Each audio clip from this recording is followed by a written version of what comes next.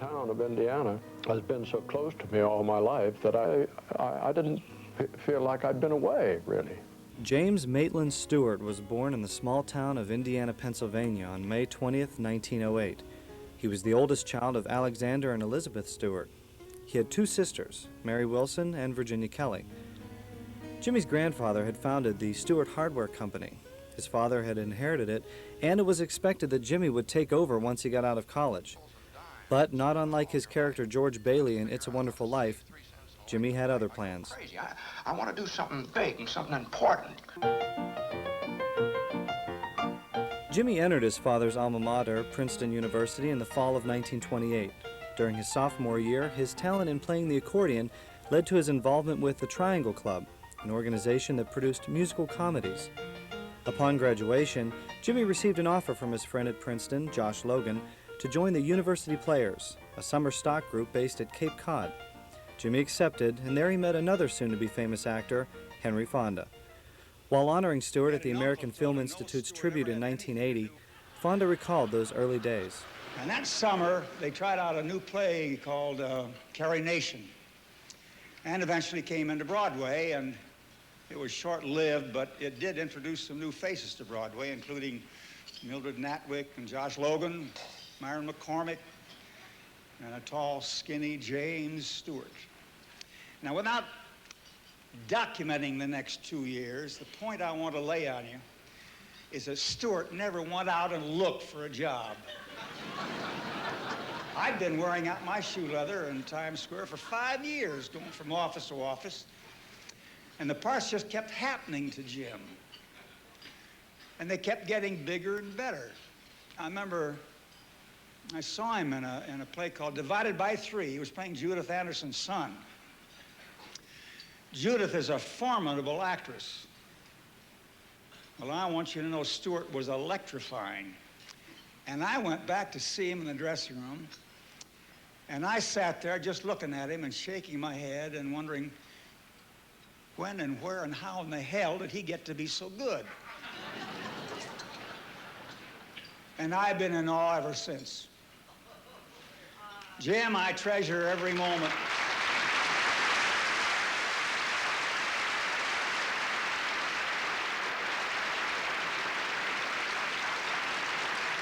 I treasure every moment of the years we've known each other.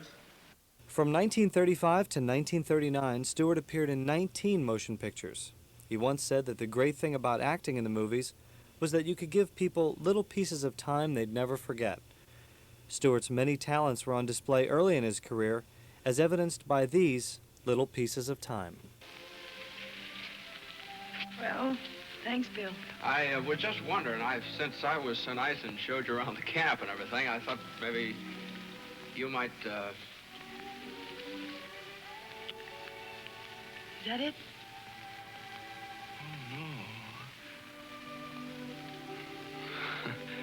No, I was just going to ask you, I have the day off tomorrow, and I thought maybe you might show me the sights of the city.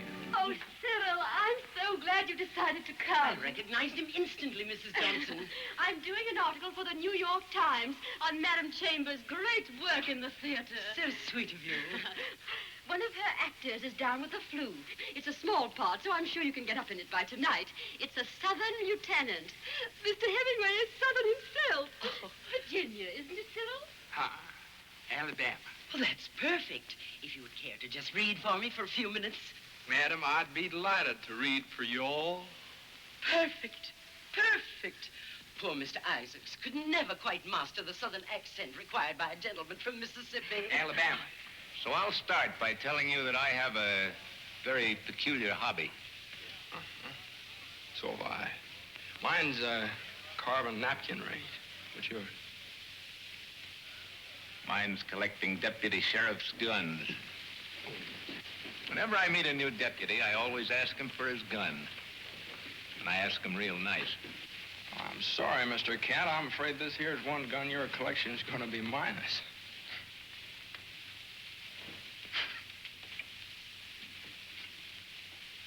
You mean I'm going to have to take it? If you can. Oh, hold on. Get excited here. I was just trying to tell you that I ain't got any guns.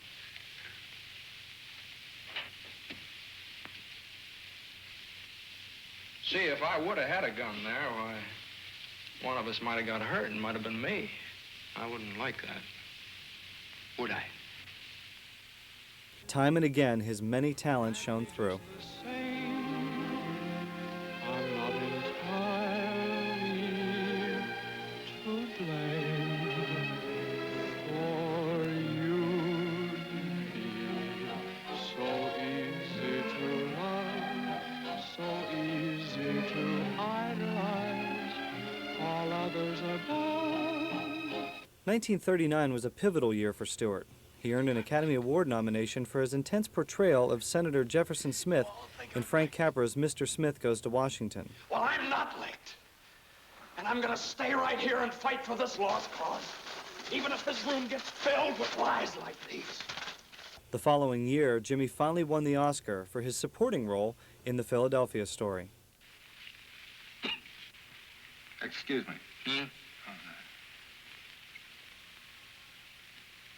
Are you still in love with her? Or perhaps you consider that a very personal question. Not at all. Liz thinks you are. Liz thinks you are.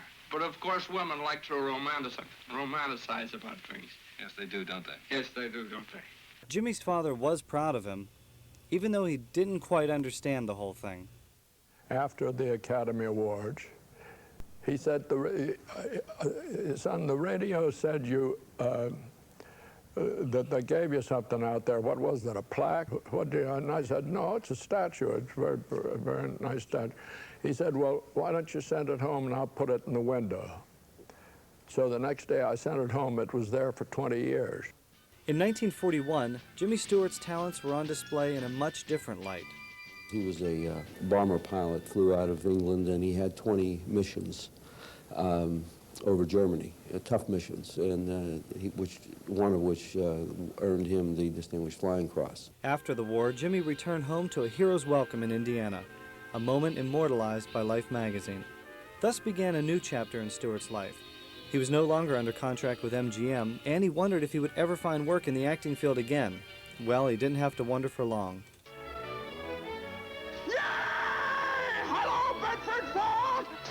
Director and friend Frank Capra came through for Stewart with the part of George Bailey in It's a Wonderful Life. This film marked another turning point in Stewart's career. Fresh from his experiences in the war, he displayed an intensity in this role that had previously been untapped. What's the matter with everybody? Janie, go on. I told you to practice. Now go on, play. Oh, Daddy. This newfound intensity fit in well with the Western roles that Stewart was now taking on, such as Winchester 73 and The Naked Spur with Robert Ryan and Janet Leigh. All right, if that's what you want, I'll give him a chance. There. Now, cut him loose. Don't let him do it. Cut him loose! Anyone else but Jimmy Stewart would not have gotten away with that role, because it was not necessarily, you know, a white hat, black hat type of role, a Western. It was at this time that Stewart took on his most demanding roles to date. Good evening. My name is Sir Alfred Hitchcock. Legendary director Alfred Hitchcock took full advantage of this new Jimmy Stewart by casting him in 4 films, including the classic Rear Window. Only someone as talented as Stewart could generate so many emotions and show so much depth, all while sitting in a wheelchair the entire film. Oh, no. Oh, no.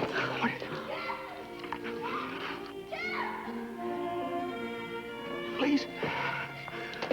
But in 1958, Hitchcock and Stewart still managed to top themselves.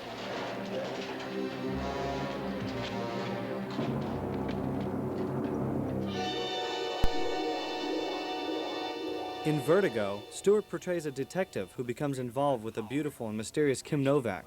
The movie is frightening in its intensity and a true masterpiece by anyone's definition. How did you happen to call him Harvey? Well, Harvey's his name.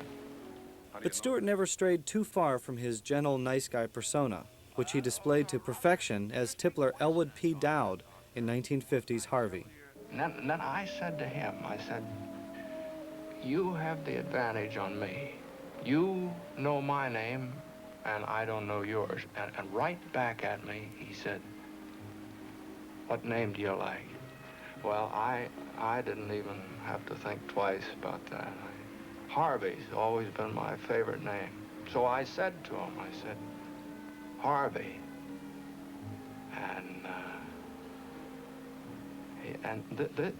This is the interesting thing about the whole thing. He said, what a coincidence. My name happens to be Harvey.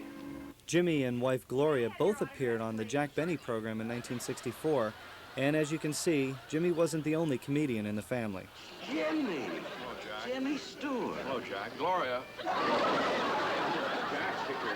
By the 1970s, Jimmy had found a new outlet for his creativity, poetry. It was a talent that he displayed marvelously in his numerous appearances on The Tonight Show with Johnny Carson.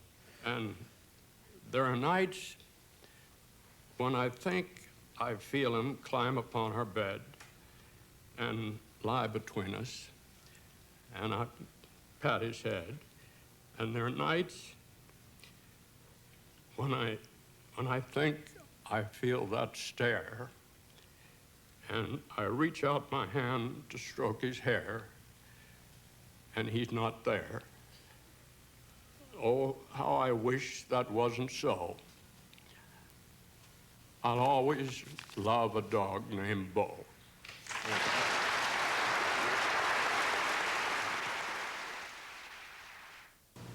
Are you running away, huh? Yep. Tired of getting bossed around. Oh, boy, I envy you. All by yourself, sleeping in the snow, eating pine cones. What's that, Grandpa? Yep, that's Jimmy, heating up Campbell's soup in a few memorable ads. Stewart also helped to heat up the sales figures in the process.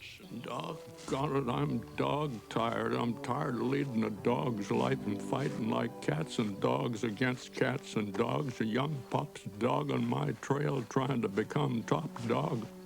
I'm going to the dogs in a dog-eat-dog world, son. I'm so far over the hill, I'm on the bottom of the other side. In 1991's An American Tale, Fievel Goes West, Jimmy lent his voice to the character of Wiley Burp, and audiences were in for a real treat. I think one day you'll find that you're the hero you've been looking for.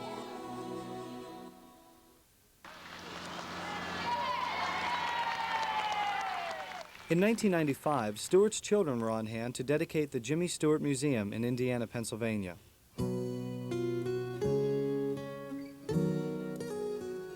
Within this modest building, visitors will find that every aspect of Stewart's wonderful life is represented. Loving son, scholar, musician, actor, war hero, poet, husband, father. Oh, God, I thought it was amazing. I thought it was moving. I thought everyone did such a great job. I had no idea that, things would be so wonderful. I thought it would be sort of odd to go to a town and see a statue of our father and see street signs named after him. I thought it would be sort of strange, but it doesn't. It seems completely fitting. From life in Indiana, to his awards, to the gift shop, Everybody, all the kids. I know it. I can remember playing that in grammar school. to celebrity visits. He takes you in. He takes you into his world. And it's a very comfortable place to be. And that's what I miss. To a theater where visitors can recapture some of those little pieces of time. And of course, Harvey will be there waiting for you. Well, thank you, Harvey. I prefer you, too.